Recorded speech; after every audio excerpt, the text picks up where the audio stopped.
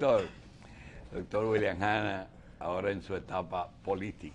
Doctor Eligio Mira, Jaques. Eligio ha dedicado este año entero a formar parte de más de una comisión que está negociando la unidad, que parece más que parece más a la fragmentación que a la unidad del partido. Pero también él viene con una propuesta para ver qué nosotros podemos hacer con los venezolanos y ayudarnos a pagar la deuda, aunque el secretario dice que con habichuela no se puede. ¿Se puede o no se puede? No. No, es que aquí no se produce habichuela. Entonces, ¿con qué le pagamos? Aquí en este país se consumen aproximadamente 1.300.000 quintales de habichuela al año. Consumimos los dominicanos. Y entonces el país, cuando le va bien, produce 600.000 quintales.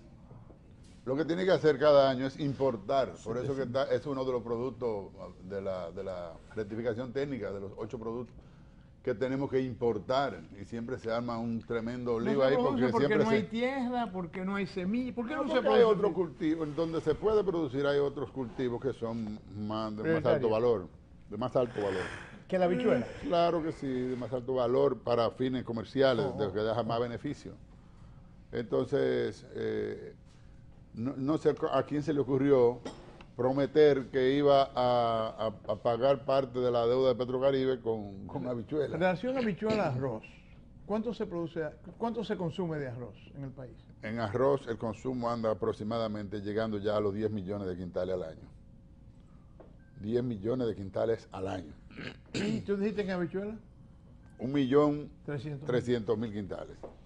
Entonces, ¿qué pasa con el arroz? El arroz tiene algunos incentivos que fueron establecidos en el gobierno nuestro.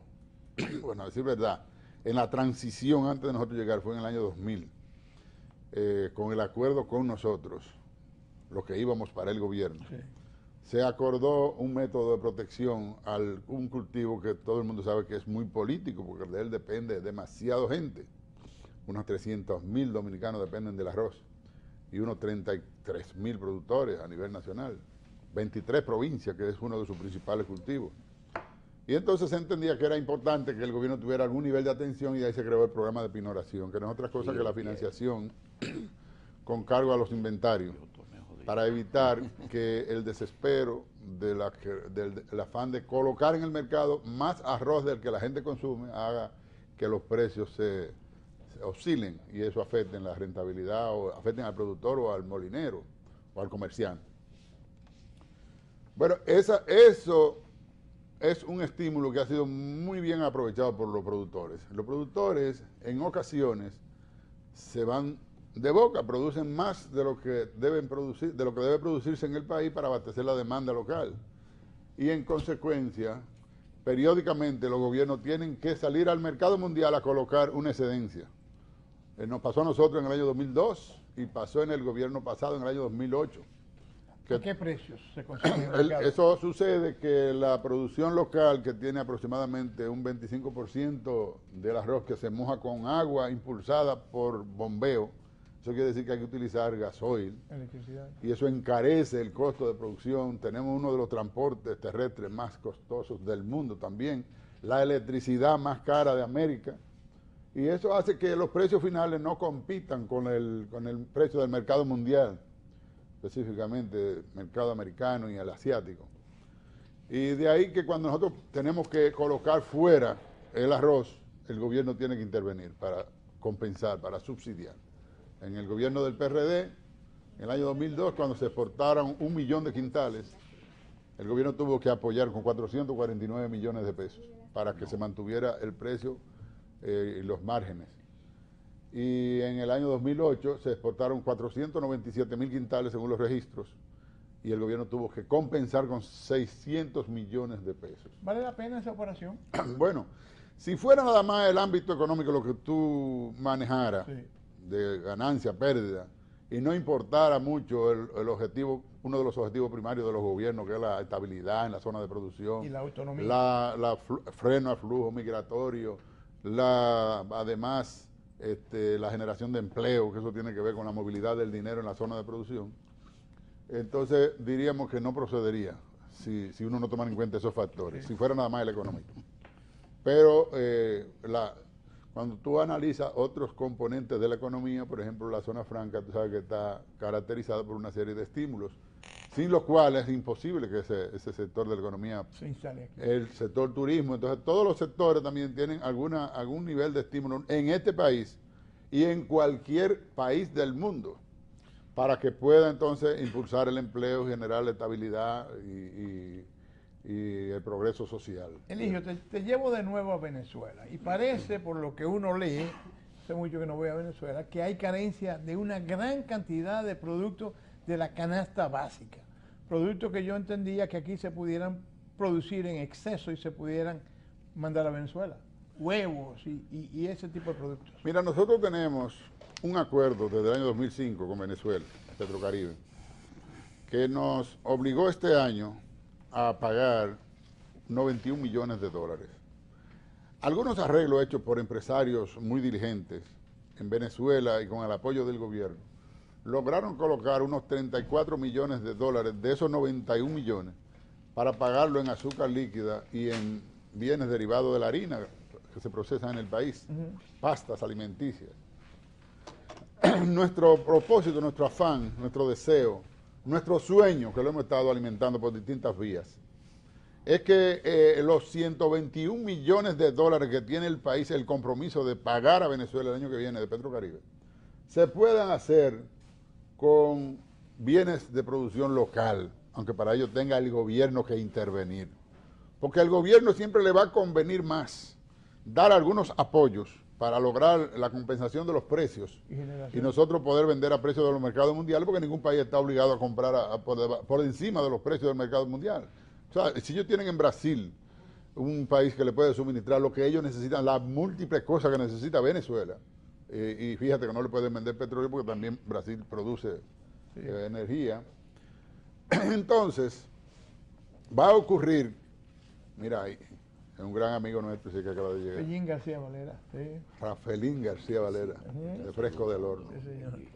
Amigo y colega mío. ¿Le podemos mandar a los venezolanos frescos del horno? Y vecino, no, él le manda Hay a que mi mandar esposa de Fresco vez en del Horno cuando. a Venezuela. Desde luego me manda la factura también después.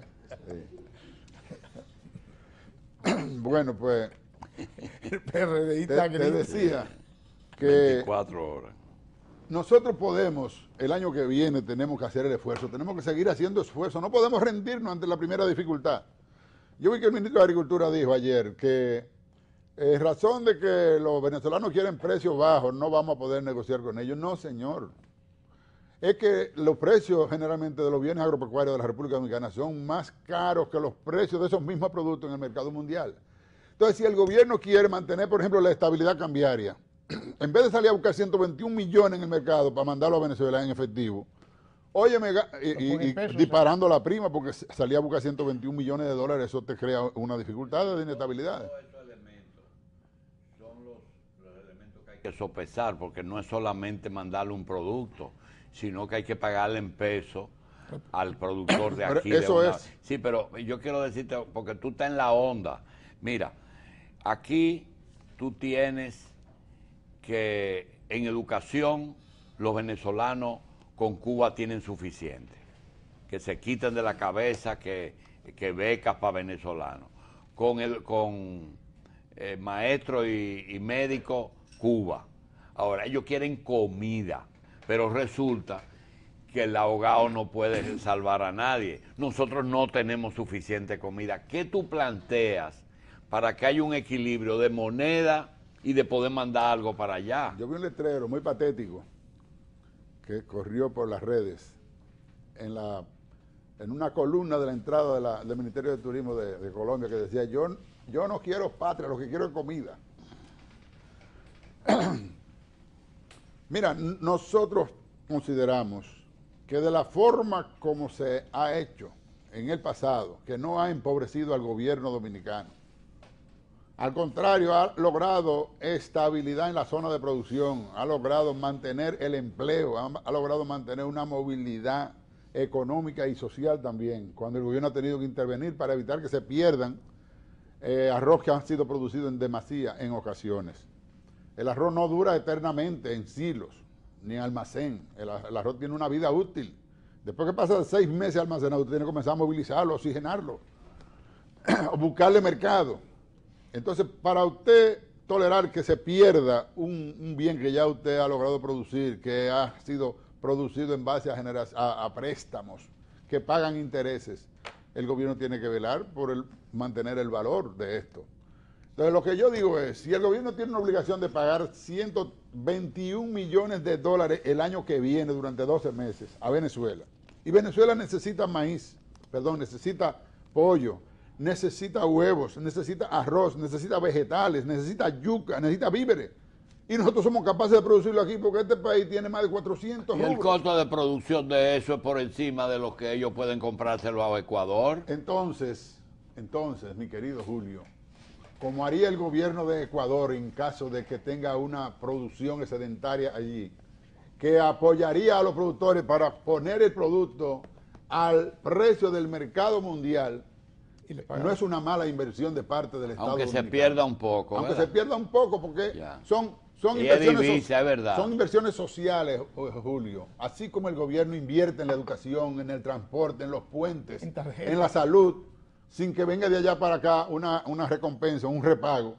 Pero yo no sé por qué que hay que sacar tanta cuenta cuando se trata de invertir en la agropecuaria. Óyeme, tú sabes lo que significa mantener, ganando o teniendo algún margen de beneficio, la actividad productiva nacional. Yo creo que es una gran oportunidad que tenemos. Si nosotros hemos adolecido siempre de un problema de mercado y ahora lo tenemos cautivo con una deuda que tenemos que pagarle a Venezuela, tenemos que aprovechar eso. Ya que tú has decidido hablar de producción, yo tengo dos preguntas. Una es, ¿qué pasa con el programa de invernadero? ¿Es que solamente el ají y el tomate son los únicos dos productos que se producen en invernadero? No, aquí pasa lo siguiente con los invernaderos. Nosotros iniciamos un programa que era de casi 1 millón de metros cuadrados en el gobierno de Hipólito. El mismo Hipólito, como que tenía alguna experiencia en la materia y que tenía unos invernaderos, era uno de los 5 dueños de invernaderos que habían en el país. Lo único que trajo como consecuencia es que te acusaron de repartirlo. Espérate. Hipólito mantuvo una presión sobre nosotros Y le para que costó no mucho. bajáramos de la montaña la producción de invernaderos. O sea, que el 1 millón de metros lo colocáramos en los llanos de montaña. Y donde no hubiera llano que lo creáramos, porque eso se puede hacer sobre suelos artificiales. Y así lo hicimos. Entonces, esos invernaderos comenzaron a producir. Y la información rodaba, caminaba. A pesar de que el gobierno que nos sustituyó duró 3 años para comenzar a entenderlo. Mientras tanto, lo que había era una persecución política. Bueno, cuando corrió la información de que había una gran producción, que llegó un momento en que un productor en Ocoa, en el Pinar, apellido Rossi, Ambiori Rossi, logró producir 619 quintales por tarea, cuando aquí producir 60 es un éxito en la zona llana, en la zona a pleno sol. Entonces corría la información y la gente creyó que invernadero era sinónimo De panacea. de una panacea, una producción, no importaba en el lugar que tú lo pusieras. Y comenzó la gente entonces a buscar financiamiento y a poner invernadero a 50 metros sobre el nivel del mar, a 100, a 200, a 300 metros sobre el nivel del mar. Y esos resultados, como este es un país tropical que tiene una latitud, que tiene una temperatura, que tiene una densidad de la luminosidad del Entonces sol. tú no todo ese recomiendas tipo de cosas. invernadero en la capital. Óyeme, han pasado 12 años, Julio, de experiencia. Y no hay ninguna razón que lleve a nadie a hacer una inversión en invernadero en un lugar inadecuado. Y el resultado de toda la investigación que se ha hecho, sobre todo con los 9 invernaderos, que fue lo único que nosotros regalamos a las 9 universidades y escuelas de agronomía para que se enseñara el tema de invernadero a los estudiantes. El resultado hoy es que el invernadero solo en República Dominicana o en un país tropical como nosotros se debe sembrar. ¿Cuál fue el préstamo original? No, déjame terminar. Solo se debe poner entre 700 y 1000 metros sobre el nivel del mar. Toda inversión que tú hagas debajo de ese nivel es... Entonces Jarabacoa y Constanza. No. En San Juan de la Maguana, por ejemplo, hay más de 20 millones de metros cuadrados Alto. que están a esa altura. En San Juan de la Maguana. En San Juan. Pero no en el Valle de San Juan, sino en Vallejuelo, que tiene 20.000 tareas a esa altura, que es la altura ideal, la de Rancho Arriba, que está a 751 metros sobre el nivel del mar. En la Sierra de Neiva. En la Sierra de Neiva, la Sierra de Neiva, desde Polo hasta los arroyos de Pedernales, Bien. por allá abajo. Una cosa, ¿cuánto cogió el gobierno para el proyecto de invernaderos, mercados y... Eran 36 para invernadero, 30 para los frigoríficos y 69 para el mercado. ¿Cuánto cogieron adicionalmente para terminarlo ahora? ¿50? 46 millones de dólares. Una cosa, ¿por qué redujeron ese proyecto y la mayoría de las cosas que estaban proyectadas ahí como matadero y eso lo eliminaron? Siempre tiene el gobierno que es ¿A ti el no que- te gusta hablar de invernadero? Yo no sé, parece que hicieron pasar un mal rato. No, oye, cualquiera lo piensa, es la verdad. Pero lo cierto es que el año pasado el país exportó 43 millones de libras de vegetales. Y debo decirte que eso es una gota de agua en una laguna. No es nada. Porque Estados Unidos nada más de tomate importa cada año 200 millones de libras, nada más de tomate. Y de pepino y de pimientos importa 70 y 80 millones. ¿Cómo tú calificas esta adicionales. gestión, aunque sea de la oposición tú? La de Luis Ramón. Para ¿El yo- ministro para yo o la poder- gestión? El ministro, la gestión del ministro. Mira, es una persona bastante íntegra, que merece mucho respeto, que no anda haciendo calificaciones y juicios políticos, ni comparando. El comparándose. gobierno anterior y Sí. vaina de eso. Me merece todo respeto, hay que decirlo. Sobre todo por la gran diferencia que hay con la persona que él sustituyó, Con el chino. que no tenía respeto por él ni por él, nadie. Ni por nadie. Bien. ¿Cómo? Y el pobre Eusebio, ¿qué te hace pensar? Un hombre afortunado, bastante dichoso. Él es un técnico en café y la vida le ha dado tanta vuelta que ha terminado trabajando en invernadero. La especialidad de él era café y tuvo una tarea muy indecorosa en la persecución aquella Contra vez. ti. Contra un grupo de colegas y compañeros de profesión de él y también personas que ejercen la política de manera digna. Y entonces quienes no valoran la política se ocupan de desacreditar ese oficio, que es el oficio más importante que ejerce la humanidad entera hoy. De la política bien ejercida depende la vitalidad, la energía, el desenvolvimiento de 186 naciones de las 208 Ese que proyecto reconoce. que tú concebiste, que fue los Pronefrin, debe de ser una cadena, producción, refrigeración y exportación con empaque, o se pueden manejar por separado. Si fuera una cadena, fuera mucho mejor. Yo tengo la sensación de que a medida que va la gente tomando conciencia sobre el tema de la importancia del uso de la tecnología, me alegra mucho que en días pasados fui convocado a una reunión donde había varios funcionarios en la feria ganadera y me di cuenta que hay conciencia, una conciencia colectiva que se ¿Y cuántos acrecienta. años que se necesita para hacer conciencia? Porque ya tienen 13 años bregando con Bueno, el pero invernadero. más vale tarde que nunca. Me di cuenta que había una decisión que había anunciado el gobierno en San Juan de la Maguana que iban a colocar Un millón de... pero en zonas de reforma agraria que están a 300 metros sobre el nivel del mar. Entonces lo denuncia un productor muy calificado de San Juan que se llama Manuel Matos. Y todo el mundo se alarmó. ¿Cómo es que hoy, después de 12 años de investigación y de resultados, tú vienes a anunciar con recursos del Estado que vamos a hacer invernadero a 300 Es que metros ellos sobre el nivel dicen, del mar, Elío, cuando tú sabes que no se debe? ellos dicen que con 2 productos es suficiente para ser rentable y que abajo lo produce el tomate y el ají. ¿Dónde es eso?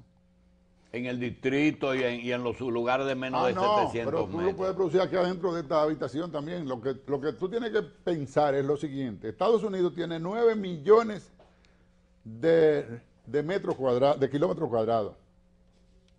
9 millones. El país. 9 9.000 mil millones de kilómetros cuadrados. Y nada más tiene 306 millones de habitantes, con un ingreso per cápita de $46,000 por persona por año. Lo que esas personas van a consumir esos 306 millones, se supone que tú lo puedes producir en un solo estado de los 50 estados de la Unión Americana. Sin embargo, ellos te importan, como te dije, 200 millones de libras de tomate de ensalada al mes. Al mes. Si el problema fuera producir sin importar el costo, entonces ellos lo produjeran en cualquier lugar. Claro. Cuando ellos salen a China, que es el cuarto proveedor de vegetales de Estados Unidos, China, que queda del otro lado del globo, a 21 días de rueda por el mar, es porque ellos le han metido lápiz. Ellos no hacen locura. Ellos meten, sacan cuenta a ver qué es lo que les resulta rentable y atractivo. Por eso no producen en invernaderos que han hecho en Miami y que están sin uso, porque su operación es incosteable, sencillamente. Y yéndonos a otra cosa, te tengo que sacar el jugo, Eligio, nunca te conseguimos. Metiéndole el lápiz a Venezuela y los invernaderos, ¿le podemos vender vegetales a Venezuela? Pero claro que sí. ¿Y en qué se lo mandamos? En barco. No en avión. Se puede en avión también, porque esto es cerca. Es más ligero, los pimientos y los... Mira, una cosa a propósito, de peso, de volumen. El pimiento que se produce en sobre 700 metros sobre el nivel del mar tiene la cáscara gruesa.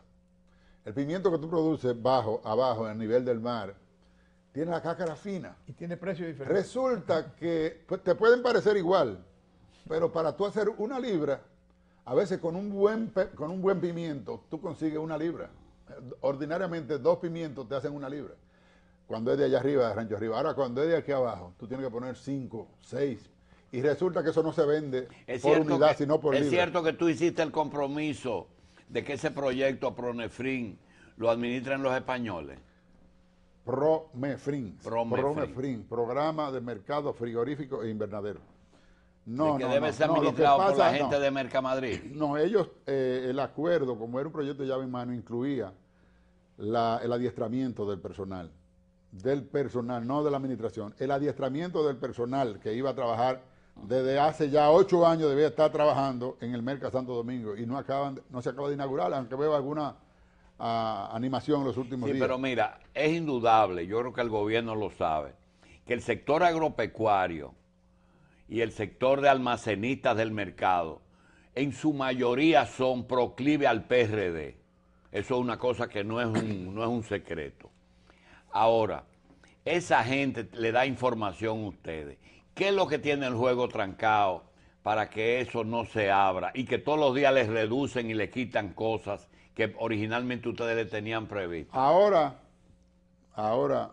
ya yo pienso que vamos ya hacia la ruta final, ¿verdad? De la inauguración, de la puesta en ejecución. Antes, en el gobierno anterior, la explicación mía para el retraso es una sola, que eso era una obra del PRD. Por ese hecho Esa era una obra pero estamos, óyeme, harto convencidos de eso. Eso era una obra del PRD, había que desacreditarla, había que demoralizarla, había que buscarle enemigos. Había que dejar de usar los recursos, inclusive, porque esos 50 millones, te quiero decir, esos 46 millones que salieron a buscarse ahora, fue que se dejó de usar también. Se dejó de usar, estaba pendiente de desembolso, pero llegó un momento de un desinterés tal de parte del gobierno que el préstamo se cayó. Pero hay otra cosa, Julio. Tiene un costo cuando se cae el préstamo. Sí, Eligio, pero en el caso de los frigoríficos, están funcionando los 3 frigoríficos porque se privatizaron. Sí, pero eso tiene una historia que a lo mejor no ha sido contada también. Porque eso no era para privatizarlo ni era para entregárselo al sector privado. Eso era para colocarlo en la zona de producción donde los bienes de producción son perecederos, para alargarle la vida. Uno para Constanza, uno para Ocoa, uno para Barahona, uno para San Juan y uno aquí en la vecindad de la capital, próximo al aeropuerto. En el Merca. O en el Merca, aquí en la vecindad de la capital. Y todo fue desvirtuado. Ahora los frigoríficos existen, pero aparecen con unos letreros grandísimos, con mucha luminosidad, en manos del sector privado, y uno no conoce los resultados de la operación, cómo fue trasegado. ¿Tú crees que el sector privado encarece la refrigeración? Yo no puedo achacarle a ellos, porque el sector privado siempre está a espera de que los gobiernos se descuiden para Yo le dije, entonces los frigoríficos y las empacadoras tenían que ser parte del Estado. Claro que sí. Pero en Constanza, óyeme, hay unos almacenes de Inespre que siempre son abarrotados de bienes cuando viene la cosecha de golpe, porque siempre son muy estacionarias las cosechas. Pero ahí no había refrigeración y ese era uno de los graves problemas. Ahí hubo problemas con almacenaje de ajo, que cuando cerraban, ¿verdad? Cuando el ajo se cosecha a principios de año, y entonces ahí comienza la temporada caliente. Cuando abrían el almacén, que lo habían dejado allá arriba, lo encontraban aquí abajo, porque el ajo es agua. Elijo, para nosotros terminar, el sábado tuvieron aquí la gente que producen los huevos grandotes, aso huevón se llama. Eso produce un huevo grandote. Y vinieron aquí con unos problemas, y el mayor problema es que un huevo que cuesta 3 centavos producirlo, yo tengo que pagar 10 centavos en el súper. El intermediarismo es el que gana, peso. ¿Qué se hace? Pero no me hagas recordar lo que dijo Hipólito una vez. ¿Qué dijo? Sobre el huevo. Un huevo no llega a 10 pesos. Lo hemos visto caro a 7 pesos aquí en el mercado. Pero 7 sigue siendo el doble. 7 pesos. Pero óyeme, tú buscas un sucedáneo, un sustituto de huevo que te supla la cantidad de proteína. Nada sustituye el huevo. No hay, oye bien. El doctor Hanna dice que un huevo resuelve todos los problemas de un muchacho. No te olvides que un huevo da vida. Es capaz de tiene un pollo ahí adentro. Es una vida, te saca una vida y sin estar conectado al útero de su madre, que eso es lo más grande de la naturaleza. Imagínate lo completo que es lo que está dentro de ese cascarón, que es capaz de salir una vida de ahí sin tener que estar alimentándose con un ombligo. Lo que tú quieres decir que 7 pesos no es... Eso no es dinero, por Dios. 7 pesos. ¿Tú le darías al desayuno escolar compra 7 huevos de jamón, ¿Tú le darías un desayuno al huevo, al desayuno escolar un huevo? Claro que sí, claro que sí. Julio, yo no quiero irme sin hablar de política. Pues habla de política. ¿En qué estás tú? En nada. Yo estoy... En nada, no, en está nada, trabajando en eso. en nada, el PRD no está en nada. Mira, él trabaja solo a veces. Puede ser esa una definición de cara al secretismo con que se estaría llevando a cabo el trabajo del PRD, que no está expuesto al foco del público. Lo cierto es que a mí me gusta ver al presidente de mi partido cumpliendo con sus compromisos internacionales, porque lo vi en Panamá, lo vi en México, lo vi en Nueva York, lo veo ahora en Turquía. Magnífico eso. No sé por qué le ha tomado tanto amor a la internacionalidad. Y resulta que entonces, ahora el día 19 de este mes se cumplen 52 meses que él asumió como presidente de mi partido. Y en esos 52 meses, de acuerdo al mandato estatutario, debimos haber hecho 220 reuniones de la Comisión Política, debimos haber hecho. Y hemos hecho 4, pero eso es porque forzado por las circunstancias. Debimos haber hecho 18 reuniones del Comité Ejecutivo Nacional, hemos hecho 3, porque estamos ahí al doblar de la esquina, porque hay que hacer un comité ejecutivo, manda la Constitución o la ley para poder depositar la candidatura presidencial. No se ha hecho una primera reunión todavía del presidium, debimos haber hecho 52. No hemos hecho la primera, ni hemos reunido a los presidentes provinciales que manden el estatuto que se haga una vez cada mes.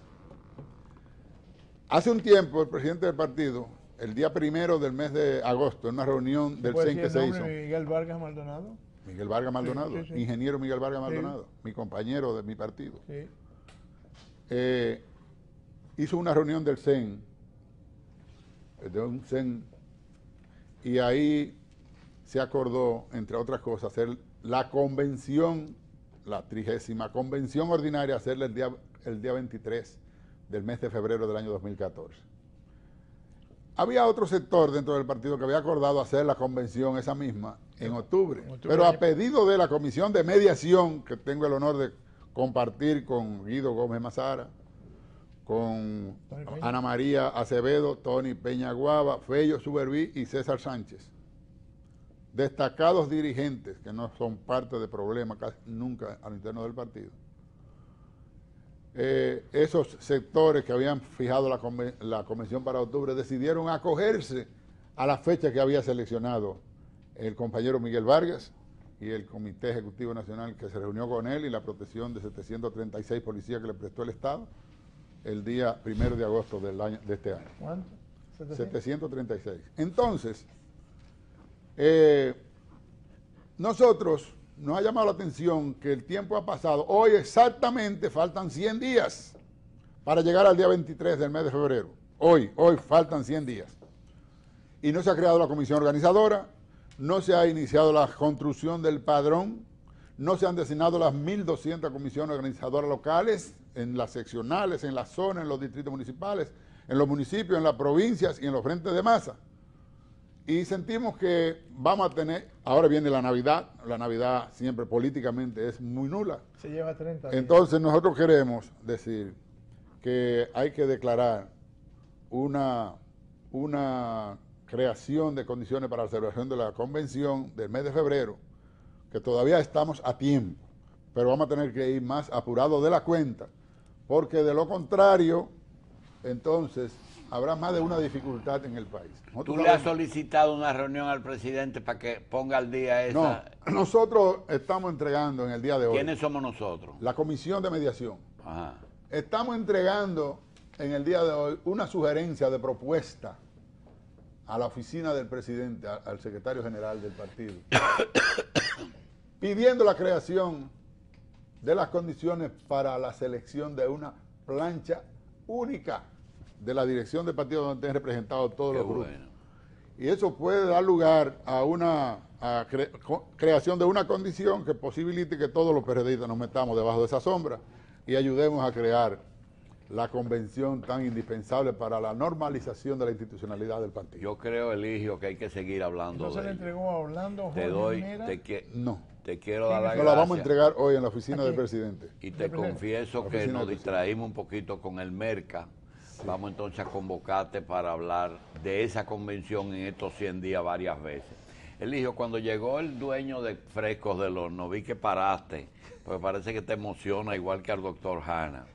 Un producto que es exclusivamente horneado, no hay nada frito. Fresco del Horno está en la Lorenzo de Pradel 49, en la misma calle de Los Prados, con todos esos bocadillos, panadería, repostería y estos bocadillos que tu amigo nos trae todos los miércoles.